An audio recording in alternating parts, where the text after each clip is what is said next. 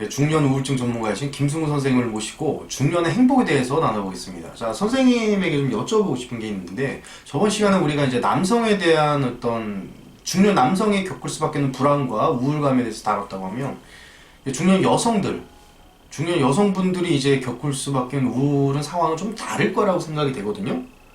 그리고 이제 중년 여성분들이 가는 호소 중에, 저도 이제 상담을 하는 사람이다 보니까 가장 많이 듣는 호소가 고독하다, 우울하다, 뭐 내가 왜 사는지 모르겠다. 심지어 이제 딸 시집 가고 나서 막 우울증 와가지고 찾아오시는 분들이 꽤 많아요. 왜 그런 걸까요? 특히 왜 그 중년 여성분들에게 그런 분들이 제일 많은 것 같은데, 빈도가 왜 그런 걸까요? 예, 중년 여성들도 중년 남성과 마찬가지로 또 이때 되면 제2의 인생을 살아야 됩니다. 아, 그러니까 남성뿐만이 아니라 여성도 중년이 되면 또 다른 제2의 인생을 살아야 된다? 예, 그거는 우선 첫째 남편이 그 경제력에서 예견되는 그 실직이나 이직이나 네. 그에 따른 여러 가지 경제적 문제들이 발생을 하고 네. 그럼 같이 겪습니다.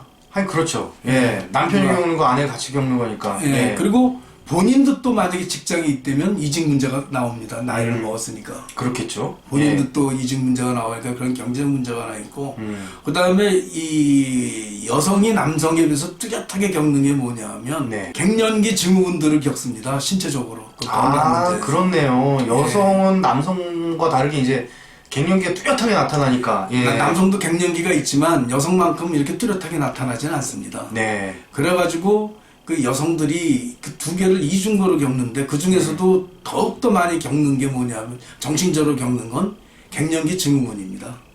아니, 그렇습니다. 그 남편이 상황이 굉장히 안정적이라고 그래도 여성이 피해갈 수 없는 건 갱년기예요. 그죠? 예. 그래서 이것에 대한 호소가 굉장히 좀 많을 것 같은데, 자, 그러면 제가 여쭤보고 싶은 게, 그 갱년기 여성들이 겪을 수밖에 없는 우울한 상황들이 있을 것 같아요. 예. 어떤 것들이 있을까요? 우선 가장 큰 게 그 폐경입니다. 폐경. 예. 예. 그 폐경은 단순히 그 월경이 끝나는 게 아니고 그걸로 인해서 그 몸의 구조들이 다 호르몬 구조들이 다 달라지는 건데 네. 그 여성들은 흔히 그렇게 생각합니다. 폐경을 하게 되면 자기가 여성으로서의 역할이 끝났다고 생각을 하면서 그 여성으로서의 자신감들을 많이 상실합니다. 아, 그러니까 폐경이 단순히 월경이 끝쳤다가 아니라 그 여성성이 상실됐다 느끼는 걸 수도 있다. 예. 아, 우선 그 구체적인 증후군을 보면 네네. 그 첫째로 이 얼굴 홍조에 그 얼굴이 화끈거리는 거 있죠. 근데 얼굴 이렇게 막 확 달아오르고, 예. 그런 증상이 한 몇 년 되고 여성의 성욕이 슬슬 사라지기 시작합니다. 여성 호르몬이 몸에서 없어지기 때문에. 아, 그렇죠. 성욕 감퇴가 좀 자연스럽게 일어날 거고요. 예, 성욕 감퇴가 일어나고. 그 다음에 그에 따라서 성기의 변화가 생깁니다. 아, 성기에도 어떻게 변화가 생기죠? 질에. 예. 그 질의 피피층이 콜라겐층이 네. 그 호르몬 치료를 폐경하고 호르몬 치료를 끝낸 2년 이내에 네. 그 콜라겐층이 90%가 없어집니다. 와.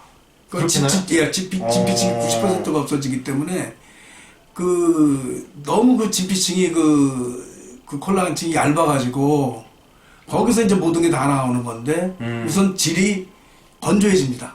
질 건조. 예, 네. 질 건조증이 오고 두 번째로 질의 상처를 자주 받습니다. 그래서 성교 시에 상당히 그 통증을 느끼게 됩니다. 아, 많이 아프겠네요. 예. 그리고 거기에 저것까지 없어지니까 성욕까지 없어지니까 더 아프죠. 예. 그래서 그 남편과의 성교를 극도로 회피하게 되는 그런 경향이 있습니다. 그러니까 하기 싫어도 억지로 해줘야 되는 상황이 생길 수도 예. 있고. 아프기만 하고. 아프기만 하고. 그런데 바로 이런 상황에서 음. 남편이 성적으로 불만을 갖게 되죠. 음.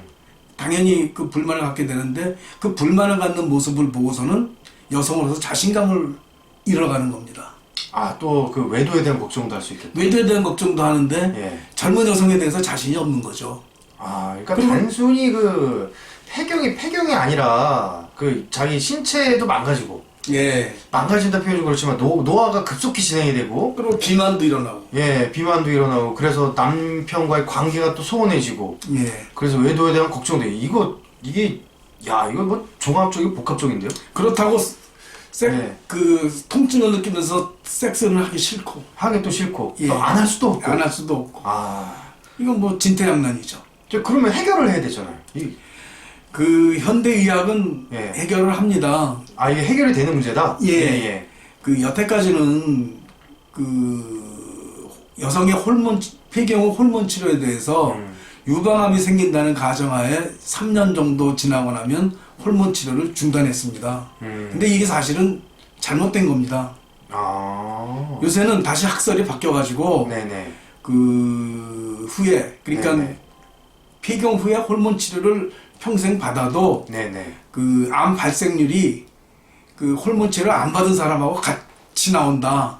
아, 그러니까 유방암에 영향을 줄 수 있을지 모르겠지만 예. 그게 유방암이 현재 진행 중인 사람은 안 되지만 네네. 현재 진행 중이 아닌 사람은 이 호르몬 치료에서 암 발생이 되지 않는다는 얘기죠. 아, 그러니까 뭐 자신 있게 호르몬 치료를 계속 받아도 되겠네요. 예, 그래서 이제 일단은 호르몬 치료를 받아야 됩니다. 그래서 여성이 확보할 수 있는 호르몬을 확보해주고, 네. 그 다음에 아, 물론 이제 전문의와 상의는 해야겠지만. 예, 물론 전문의와 상의를 해야죠. 예. 전문의한테 처방을 받아야 됩니다. 호르몬 양이라든지 뭐 네. 여러 가지를. 그다음 두 번째로 그 손상된 질의 그 표피, 네네.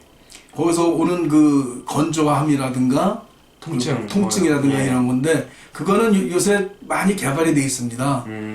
그 수술을 하지 않는 요법, 즉 비수술적 요법으로 네. 첫째 그 초음파를 쬐면 거기서 그 호르몬 치료를 받는 상황에서 초음파를 쬐면 네. 그 콜라겐층이 회복이 됩니다. 아, 초음파 치료. 예. 예. 그다음에 또 레이저 치료들이 있습니다. 아, 레이저 치료. 예, 다 예. 비수술적 요법이죠.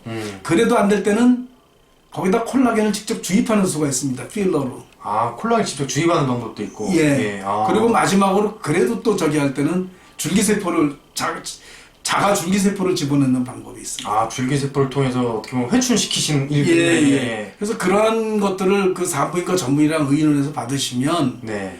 그 30대 후반, 40대 초반의 몸을 그대로 회복할 수가 있습니다. 그리고 상당히 오랫동안 나이 들어서도 그 섹스를 즐길 수가 있습니다. 그래서 이 몸을 회복했을 때 그때 여성은 그 여성성을 회복했을 때 상당히 자신감을 갖게 되는 거죠.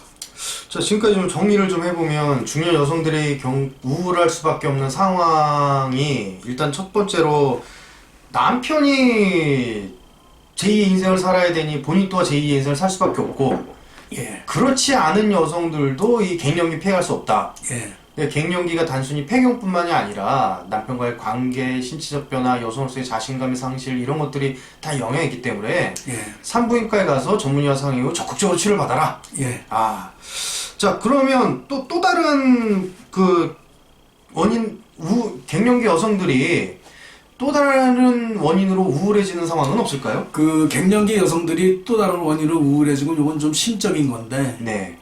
그 이렇게 여성성이 확보가 되지 않고 자기가 늙어간다고 느낄 때 또 네. 신체도 비만하고 뭐 네. 비만해지고 이러지 않습니까? 성기 구조도 나빠지고 네네. 그 이럴 때 뭘 느끼냐면 자기가 사랑을 상실한다고 생각을 합니다. 아, 사랑의 상실감? 예. 그 남편이 만약의 경우 외도한다고 이렇게 의심을 하게 되면 네. 남편의 외도 대상인 가상의 젊은 여성한테 자신감도 없고 그게 제일 큽니다 항상. 아, 그래서 중년 여성분이 의부증이 이렇게 자꾸 생기나 봐. 예, 그래가지고 뭐 맨날 그 핸드폰 뒤지고 그러죠. 네네. 핸드폰 뒤지는 게 제일 그 자존감이 상해 있을 때인데 그 핸드폰도 뒤지고 그런데 하여튼 그런 식으로 해서 그 가상의 자기의 그 연적한테 너무 자신감이 없어하고 그 다음에 네. 사랑에 대한 개념 정의를 잘못합니다. 사랑에 대한 개념 중에? 예. 네, 좀 설명이 좀 필요하실 것 같은데. 지금 이미 갱년기로 오면 네. 결혼 생활 최소 15년에서 네. 20년 이상 되는 한 사람들입니다. 그렇겠죠. 예. 네. 이게 신혼 때처럼 사랑할 수는 없는 일이죠. 하긴 또 그렇습니다. 네. 오히려 갱년기에 알맞는 사랑을 해야 되는데 네. 첫째 갱년기에 알맞는 사랑이란 건 뭐냐면 음. 좀 가라앉은 사랑입니다. 네. 열렬하게 뭐 사랑하고 내가 너 아니면 죽네 마네 이러는 사랑이 아니고 그저 의리, 의리, 예, 의리통하고 뭐 예. 이렇게 보면 그냥 그렇고 뭐 큰일 없으면 괜찮고 하는 그런 건데 근데 이때 그 중년 여성들이 그 갱년기 증후군으로 굉장히 예민해져 있는데 그때 이제 제일 많이 부딪히는 문제가 남편에 대한 사랑이 상실됐다고 하는 그 자존감이 없어서 상실됐다고 하는 그 가정 속에서 움직이는 문제하고 그 다음에 빈둥지 증후군이 있습니다. 자기가 평생 동안 길러왔던 자식들이 이제 떠나갑니다. 그렇죠. 고3, 대학, 대학만 입학했다면 뭐 부모는 눈에도 없잖아요. 그렇죠. 남자친구 여자친구 만나느라 바쁜데 누가 부모랑 놀아주겠어요. 예, 그런 그 빈둥지 증후군들이 왔을 때 그걸 당하는 분들이 자꾸 옛날 생각을 하고 그러는데 여기서 생각을 좀 바꿔야 됩니다. 바꿔야 될 게 뭐냐면 고독을 받아들이는 능력입니다. 고독을 받아들이는 능력. 예, 인간은 어차피 혼자입니다. 그렇죠. 혼자 태어나서 혼자 죽는 거죠. 혼자 죽는 거고 어차피 인간에게 신이 아닌 이상 완벽한 사랑을 받으면서 살 수는 없습니다. 또 그렇습니다. 그러니까 결국 사랑을 받고 사랑을 줄수록 더욱더 고독해지는 거는 각오를 해야 됩니다. 자기 혼자입니다. 네. 그러니까 일단 뭐 몸의 변화도 그렇지만 심리적으로 그러니까 젊을 때 그 만들어진 그 사랑에 대한 애정관이 그 남편과의 관계, 자녀와의 관계에서 그대로 유지되진 않는데 그대로 있을 것 같은 거예요. 그래서 막 상실감이 더 크겠네요. 그렇죠. 그러니까 부처님이 재행무상이라고 하셨대. 이 고독을 받아들일수록 자기 독립성은 커집니다. 자기가 자존감을 회복할 수 있는 길은 더 커집니다. 그러니까 고독한 게 정상이고 자녀가 떠나가서 고독한 게 정상이다. 그리고 그럼 한번 생각을 해보십시오. 남편은 남편대로 또 다시 이 제2의 인생을 살고 중년기의 문제를 겪고 있습니다. 그분도 정신없이 지금 고독하고 마음 아파하고 자기 문제로 괴로워하고 있습니다. 근데 거기에서 뭐 아주 열정적인 사랑을 나눠줄 그런 에너지도 없겠죠. 에너지가 있겠습니까? 차라리 그런 걸 바라신다면 가서 남편을 위로해 주세요. 받는 사랑에서 주는 사랑으로 좀 바뀌어야 됩니다. 좀 현실적이네요. 예. 자녀를 아끼는 마음처럼 남편을 또 위로하고 그런 자세로 하다 보면은 그 고독함도 사라질 것이다. 뭐 이렇게 비슷한 예. 프로이드도 그 웨디푸스 컴플렉스를 하면서 얘기했듯이 남자는 평생을 그 어머니처럼 그 모성애적인 사랑을 해주는 그 사람한테 모든 걸 다 마음을 내놓게 돼 있습니다. 맞아요. 그런 거 있어요. 저도 남자지만 여자가 엄마처럼 해주면 막 뭔가 막 이렇게 막 충족된 느낌이 팍팍 들어요. 그러니까 그거를 좀 잘 인식하시고 좀 어렵더라도 그 여유 있게 남편에게서 나를 사랑해주지 않는다고 이렇게 생각할 게 아니라 사랑을 해주시면 됩니다. 그러면 사랑이 옵니다. 그럼 자식의 경우에 빈둥지 증후군에서 여태까지 길렀는데 자기를 빼놓고 혼자서들 밖에 나가서 잘 사는데 그거는 정말 축하해야 하는 거예요. 그 자식이 독립하는 것처럼 좋은 게 어디 있습니까? 그렇죠. 그 자식이 20살 돼가지고 독립해서 집을 딱 떠나가지고 혼자 독립적으로 살아간다. 그거는 내가 자식 잘 키웠던 얘기잖아. 그거는 뭐 정말 좋은 소식 중에 좋은 소식이죠. 만약에 자식이 25, 26 돼가지고도 어머니한테 매달려서 뭐 해달라고 그러면 그게 되겠습니까? 자식 잘못 키운 거지. 자식 잘못 키운 거죠. 자식은 빨리 독립할수록 좋은 겁니다. 그러면 행복한 줄 느끼십시오. 좀 고독하시더라도. 그 고독이 어떻게 보면은 내가 잘 살면 결과일 수도 있겠네요. 그다음 세 번째로 그 어떻게든지 남편하고 협력해가지고 경제적인 독립을 좀 하셔야 됩니다. 경제적 독립. 그 경제적인 독립만큼 그 자기의 자존심을 그 고양시키는 건 없습니다. 그래서 어떻게든지 그 또 다시 좀 눈높이를 낮추면 뭐 많습니다. 가사 도우미도 있고 뭐 직업들이 구청 가면 많습니다. 그 요양보호사도 있고 뭐도 있고 한 달에 어떻게든 뭐 150에서 200 정도는 벌게 되니까 그거 큰 돈입니다. 그렇죠. 큰 예. 돈이에요. 없었다가 나와보세요. 그 큰 돈입니다. 한 사람을 갖다가 자존심 있게 만드는 데는 큰 돈이니까 좀 눈높이 낮추시고 그렇게 하시면 그 자존감은 쉽게 회복할 수 있을 것 같은데요. 그러니까 이게 중년 여성들도 이게 고독하고 우울한 게 어떻게 보면은 겪을 수밖에 없는 상황이고, 그게 이제 뭐 갱년기 때문에 오는 몸의 신체적 변화, 예. 거기에 따른 이제 남편과 관계, 그리고 이제 사랑의 형태가 변하기 때문에 거기에 따른 이제 또 상실감, 예. 그리고 이제 그것도 자존감이 낮아진 거를 이제 지금 김승우 선생님께서는 경제적 독립으로 회복할 수 있다. 예. 또 이렇게까지 얘기해 그리고 주셨고요. 또 하나가 그 고독을 회복하시려면 네. 가정 위주의 사랑에서 벗어나야 됩니다. 아, 가정 위주의 사랑에서 벗어나라. 예. 아, 그건 어떤 의미죠? 그 가정 그 활동 영역을 사랑하는 활동 영역을 네. 막 종교나 종교 단체라든가 네네. 혹은 봉사라든가 네. 뭐 등등 많습니다. 그러니까 사랑의 대상 자체가 딱 가족이 아니라 예. 대상을 확대하는 말씀이시군요. 예, 그것도 사랑을 베푸는 형태가 되니까 그런 식으로 하게 되면 얼마든지 가능합니다. 그 중년기에 우울할 때 신앙을 갖는다는 건 그것도 굉장히 좋은 일입니다. 아, 그렇죠. 그렇죠. 그래, 저 지금 여담인데요. 그래가지고 그 심리 교육을 하거나 이러면 네. 제일 많이 찾아오시는 분들이 중년 여성분들이에요. 예. 그래서 그런지도 모르겠네요. 예. 예.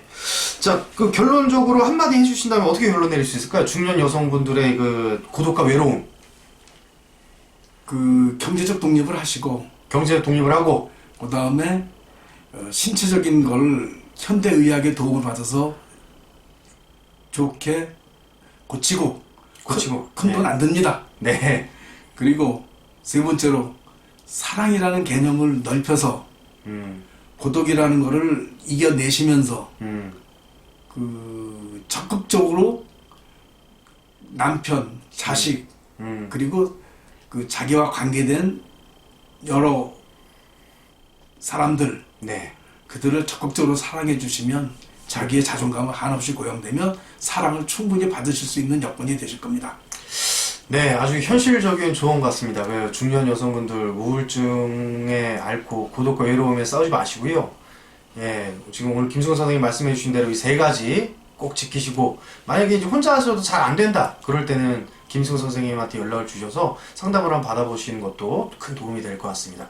오늘 수고하셨습니다. 예, 예, 감사합니다. 감사합니다.